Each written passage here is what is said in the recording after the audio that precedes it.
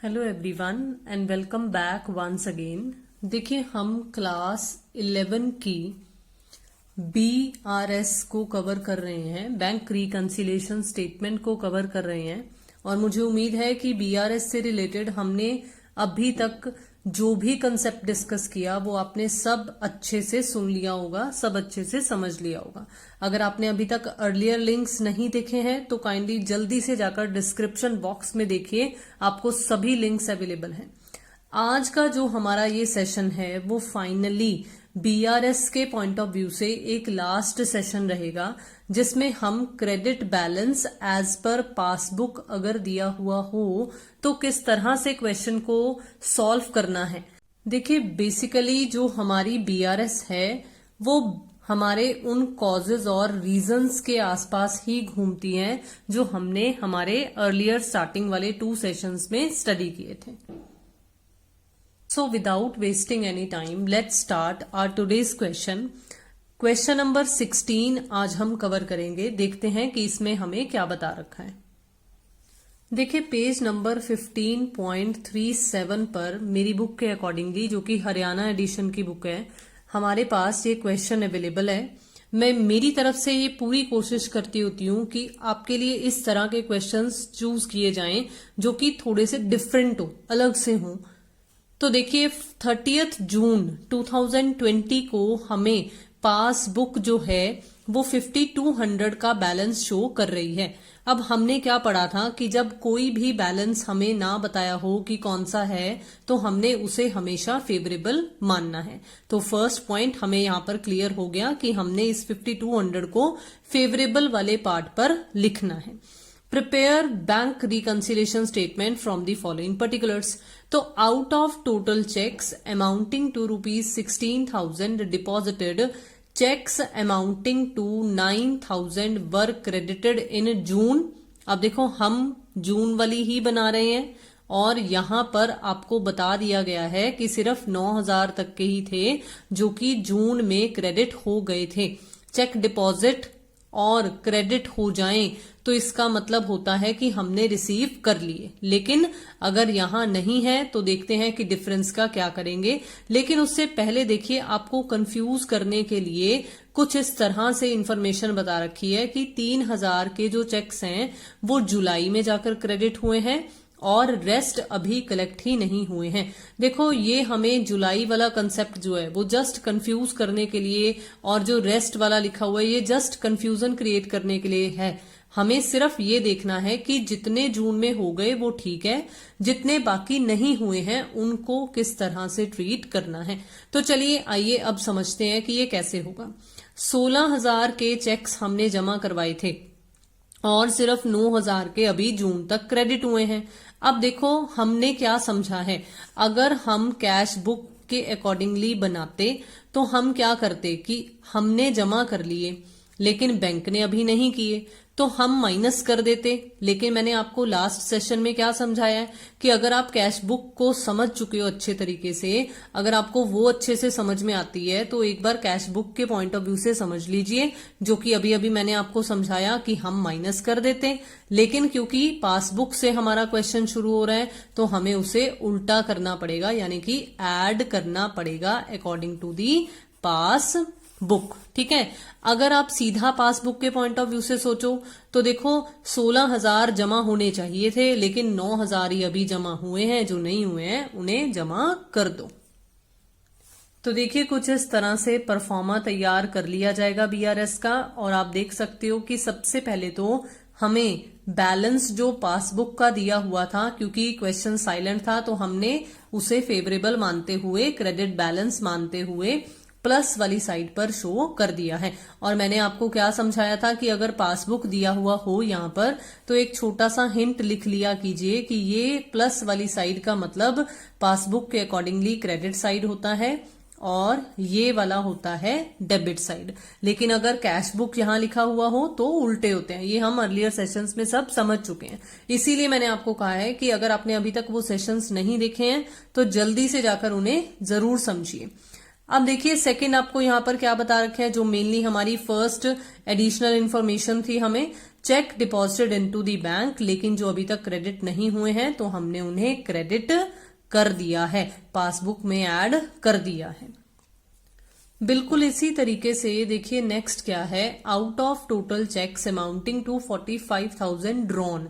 अब ड्रॉन का मतलब मैंने आपको लास्ट सेशन में भी समझाया था, इसका मतलब होता है कि हमने चेक्स इशू कर दिए थे, चेक काट कर दे दिए थे। जैसे डिपॉजिटेड में तो कलेक्शन के पॉइंट ऑफ व्यू से आ गया, लेकिन इसमें पेमेंट के पॉइंट ऑफ व्यू से होता है। तो cheques amounting to 7500 were presented in June, तो आगे पढ़ने की जरूरत ही नहीं है, और क्योंकि वो फिर से आपको कंफ्यूज करने के लिए दो दो बातों में डिवाइड कर कर बताया हुआ है कि इतने जुलाई में हुए और बाकी अभी नहीं हुए हैं।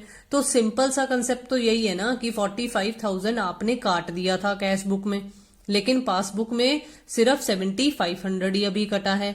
तो अगर पासबुक बन रही है तो और काट दो। अगर कैश बुक के पॉइंट ऑफ व्यू से सोचते तो हम कहते कि अभी नहीं कटा है तो हमने क्यों काटा है, हम ऐड बैक कर लेते, लेकिन पासबुक है तो उल्टा करना है। तो दोनों के पॉइंट ऑफ व्यू से ही आपको माइनस वाली आइटम ये बनकर आ रही है। तो देखिए चेक ड्रॉन या issued but not yet presented for payment को आपने माइनस वाली साइड पर शो कर देना है। नेक्स्ट देखिए आपको क्या बता रहे हैं, amount wrongly credited by bank 3400। अब ये जो अमाउंट है वो गलती से बैंक से क्रेडिट हो गया था, तो अब डेबिट कर दो, ठीक है ना। अगर गलती से क्रेडिट हो गया था तो अब हम इसे क्या कर देंगे, डेबिट कर देंगे। और बैंक की डेबिट साइड कौन सी होती है, माइनस वाली। तो देखो रॉन्गली क्रेडिटेड बाय बैंक को हमने यहां पर माइनस वाली साइड पर शो कर दिया है।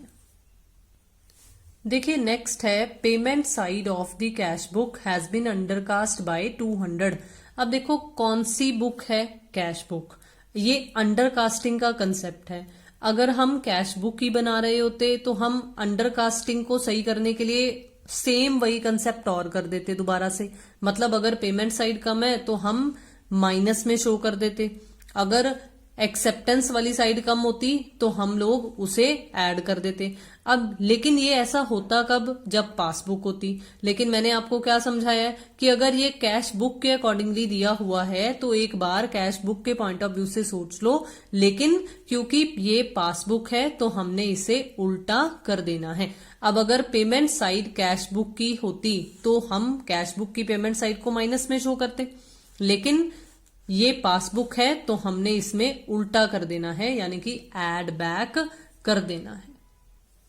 तो देखिए under casting of payment side of cash book को यहां पर प्लस में शो कर दिया जाएगा। अब फिर से देखो आपको जो नेक्स्ट एडजस्टमेंट है वो फिर से कैश बुक के पॉइंट ऑफ व्यू से ही है कि जून में एक चेक रिकॉर्ड किया गया था कैश बुक में, लेकिन उसे बैंक में भेजना हम भूल गए थे। हमने उसे बैंक में कब भेजा, जुलाई के महीने में भेजा, लेकिन हम बीआरएस जून तक की बना रहे हैं। तो इसका मतलब अगर हम कैश बुक के अकॉर्डिंगली बनाते, क्वेश्चन हमारा इससे शुरू हुआ होता तो हम माइनस कर देते कि अभी बैंक में नहीं गया है तो हमने कैश बुक में भी क्यों इसे ऐड किया है, हम माइनस कर देते। लेकिन क्योंकि ये पासबुक है तो उल्टा कर दो, यानी कि ऐड कर दो। तो देखो cheque not sent to bank 2500 यहां पर ऐड हो जाएगा। अभी देखिए last one, cheque of ₹20,000 deposited in the bank has been dishonoured.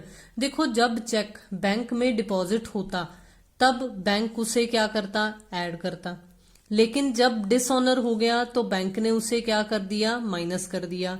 अब no intimation was received till June 2020, लेकिन जून 2020 तक इसकी कोई भी जानकारी कस्टमर को नहीं दी गई। तो अगर कस्टमर को नहीं दी गई तो जो बैंक ने इसे माइनस किया है वो फिर से दोबारा से इसे क्या शो कर देगा, ऐड बैक शो कर देगा, क्योंकि हम पासबुक के अकॉर्डिंगली चल रहे हैं। ठीक है, देखो अगर हम कैश बुक के पॉइंट ऑफ व्यू से सोचें कि चेक जमा हुआ था लेकिन डिसऑनर हो गया, तो कैश बुक में कस्टमर क्या करता कि अगर बैंक में ऐड नहीं हुआ तो मैंने क्यों किया, बैंक में वो माइनस कर देता, फिर कैश बुक के अकॉर्डिंगली वो माइनस कर देता। लेकिन मैंने आपको क्या समझाया कि अगर आप कैश बुक के पॉइंट ऑफ व्यू से सोचते हो और हम बना पासबुक के अकॉर्डिंगली रहे हैं तो आपने उल्टा कंसेप्ट कर देना है, तब भी वो प्लस का ही शो हो रहा है। तो अगर आप कैश बुक के अकॉर्डिंगली सोच रहे हो तब भी प्लस में निकल कर आ रहा है उल्टा करने के बाद, और अगर आप पासबुक के पॉइंट ऑफ व्यू से सोच रहे हो तब भी वो प्लस में ही निकल कर आ रहा है। ठीक है, अब देखिए last but not the least, ये हिंट जरूर नोट कीजिए और देखते हैं कि क्या हमारा आंसर भी यही निकलता है या नहीं। Cheque deposited dishonoured but not yet recorded या not recorded in cash book yet 20,000 plus वाली कॉलम में शो हो जाएगा। तो मुझे उम्मीद है कि ये आपको सारी की सारी एडजस्टमेंट्स समझ में आ गई। रेस्ट सब कुछ सेम वही है कि आपने प्लस और माइनस दोनों साइड्स का टोटल लगाना है। टोटल लगाने के बाद देखिए अब क्या है, हमारी कौन सी वाली साइड ज्यादा है, माइनस वाली। माइनस वाली साइड अगर निकलती है बैलेंसिंग फिगर की फॉर्म में तो वो हमारा अनफेवरेबल बैलेंस होता है, और अनफेवरेबल का मतलब ओवरड्राफ्ट। और क्योंकि ये कैश बुक है निकलेगी अब, क्योंकि इतना तो मैंने आपको अर्लियर सेशंस में ही समझा दिया कि अगर यहाँ पर पासबुक हो तो यहाँ पर हमारे पास ऑपोजिट में कैश बुक का बैलेंस निकलता है, अगर ऊपर कैश बुक हो तो यहाँ पर पासबुक के अकॉर्डिंगली निकलता है। लेकिन ये वाली चीज क्या निकलेगी ये इन पर डिपेंड करता है, तो ये अपने आप से नहीं, पहले ही नोट कर लेना कि ये ऐसे ही नहीं लिख देना कि अगर यहाँ पर क्रेडिट बैलेंस है तो यहाँ पर डेबिट बैलेंस ही निकलेगा। नो, ये हमारे सॉल्यूशंस पर डिपेंड करता है कि ये बैलेंस कौन सा निकलेगा।